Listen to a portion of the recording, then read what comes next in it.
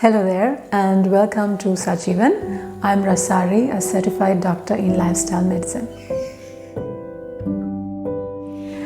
What Sajeevan means is to be alive and to lead a good life. So here on this channel, we are going to talk about how lifestyle medicine can help us live a wholesome and fulfilling life. We understand that lifestyle choices are deeply personal and that everyone's journey is unique. At the same time, we believe that everyone deserves to have access to the latest scientific evidence that teaches us how to live the best life possible. And that's all we are here to share with you. You get to decide and you get to choose how much of this information is relevant to you. And we hope to support you in this journey to go forward in the best possible way. And that being said, let's dive right in.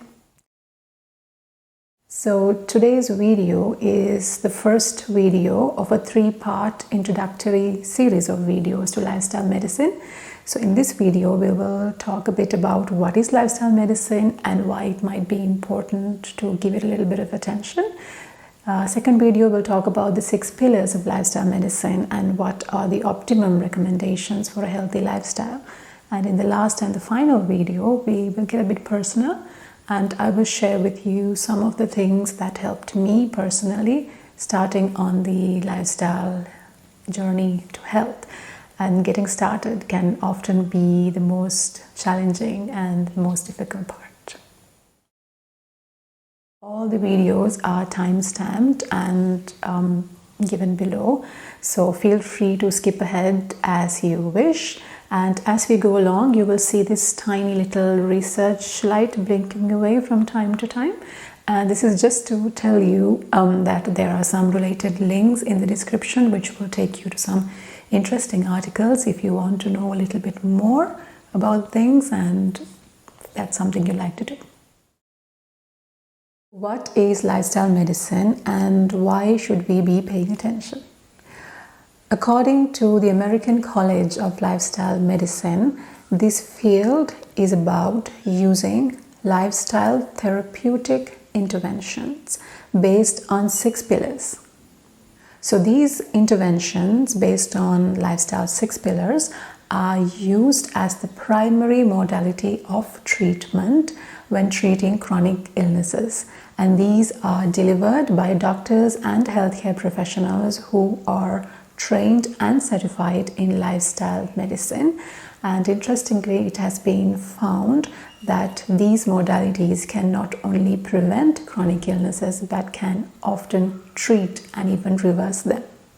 It doesn't mean that medication and other certain evidence-based modalities of treatment are not used. It just means that lifestyle change in a therapeutic way is the primary modality of treatment here. And that's the difference. If you take a look at what is happening in the world today, disease trend-wise, you will notice that the most common diseases, the reasons that people die are things like heart disease, cancers, chronic lung disease, diabetes, and stroke. In fact, the World Health Organization tells us that for the past 20 years, the topmost killer of people has been heart disease, and it doesn't look like it's stopping anytime soon. In fact, all of these other diseases are also continuously on the rise. And if you completely ignore these global stats and just focus on where you live, chances are that the country and the place that you live also follow similar kinds of trends with similar kinds of diseases, which are the killers of people where you live as well. And these diseases have become so common that by now we have developed a personal connection with them. It might be because we ourselves are having one of these diseases, or somebody that is important to us is suffering from one of these diseases, or we might even have lost someone important to us because of these illnesses.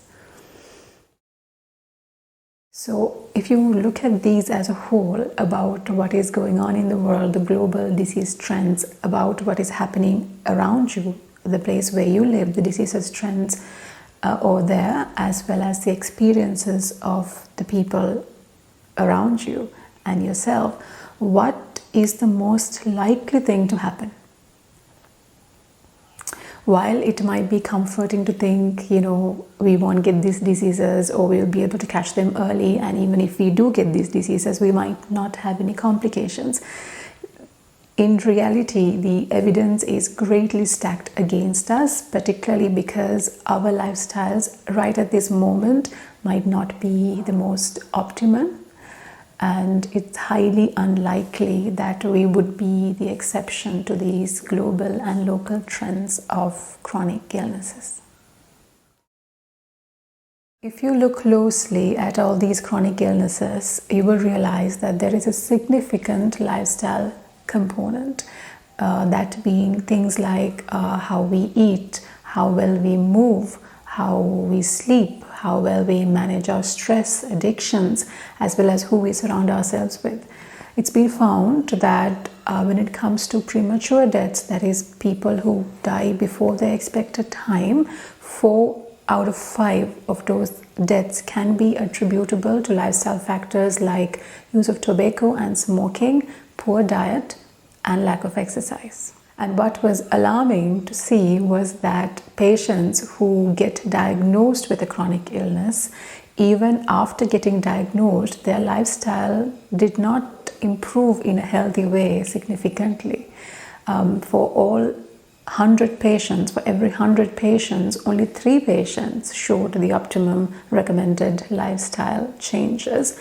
And the rest, 1 out of every 7 patients still smoked.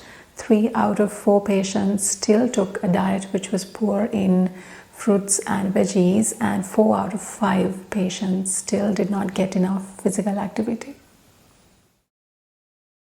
So, is there any good news in all that I'm trying to tell you? And yes, the answer is yes. The good news is, if lifestyle is such a big part of the problem, it can be a very big part of the solution as well. The American College of Lifestyle Medicine tells us that 80% of chronic illnesses can be addressed by lifestyle change, and for me this is very, very reassuring to hear. Because of the nature of these diseases are chronic illnesses, which means by nature they are progressing most of the time very slowly. So if we can figure out at the moment what our personal risks are, and if we can set some healthy goals for ourselves, targets on optimum well-being, then we can figure out a way on bridging this gap using the resources and things that are under our control at the moment, and of course the best scientific evidence available right now. And that is actually the mission of Sajeevan. That's why we are here, for you, for me, for anyone who would listen. Actually, it is never too late to restack the deck in our favor.